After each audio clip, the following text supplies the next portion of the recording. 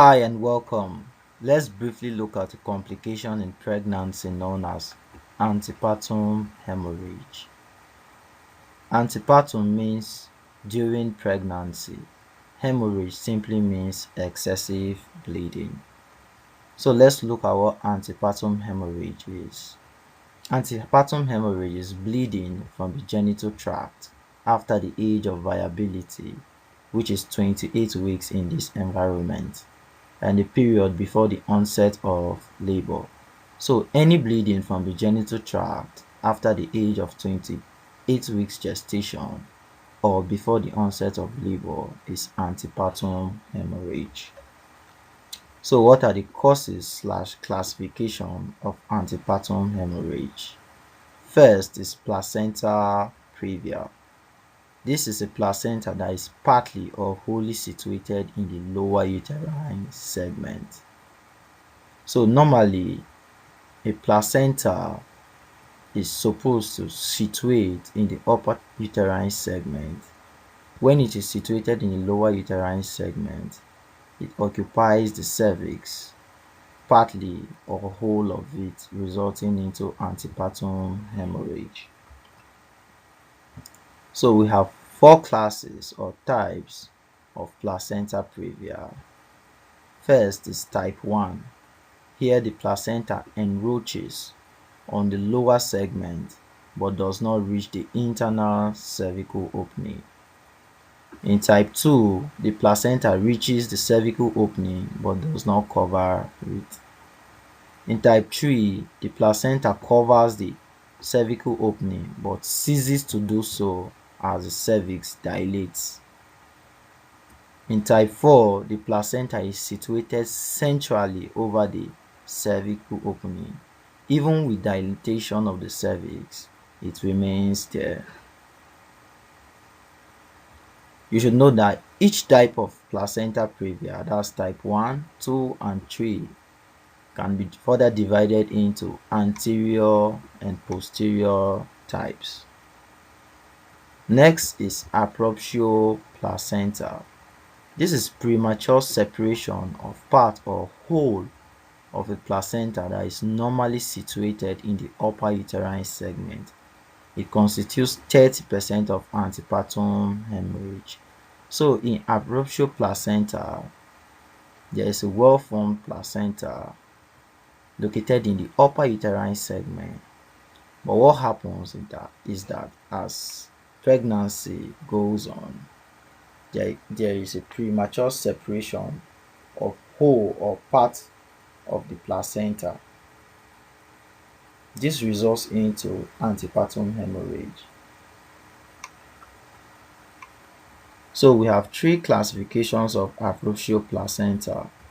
First is revealed, which occurs in 80% of all abruptio placenta cases. The bleeding is revealed through the placenta. The patient's condition will vary directly with the amount of blood loss. So in revealed abruptio placenta, the patient presents based on the amount of blood loss. So if the blood loss is moderate, the presentation is also moderate. If the blood loss is much, the presentation is severe. So in concealed abruptio placenta, this occurs in 20% of all abruptio placenta cases. No visible blood loss, because the blood loss is retained behind the placenta, hence it is not seen as bleeding via the genital tract. Patient presents with shock, which is usually severe. In mixed, there is some visible blood loss, some reformed, that some is retained behind the placenta. There is disproportionate shock to visible loss. So here visible loss might appear very small or insignificant, but the shock is usually severe as compared to the blood seen to be lost. So we have local causes. Local causes are just causes as a result of a focal or specific injury or lesion to the genital tract itself. So here we have cervical erosion, that's wearing off of the lining of the cervix. Here we have cervical polyps, varicosities of the vulva or introitus. There's marked vaginitis, trauma, or carcinoma of the cervix. This could be trauma to the cervix, the uterus, or the fallopian tubes. But trauma during pregnancy can also result into bleeding.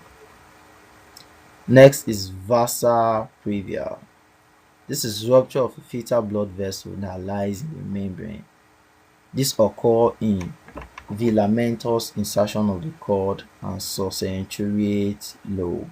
Filamentous insertion means that the umbilical cord inserts into the fetal membranes, that's amnion and chorion, instead of directly into the placental discs.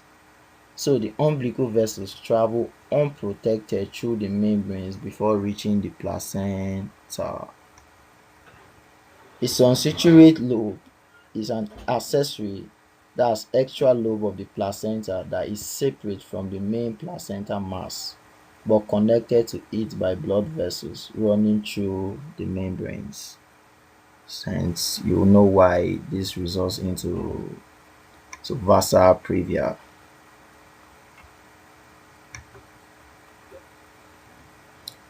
So next, which is the fifth point, is hemorrhage of undetermined origin.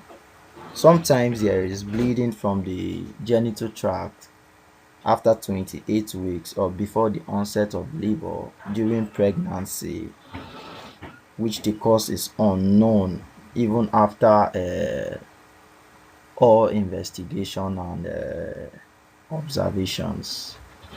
Thanks for listening.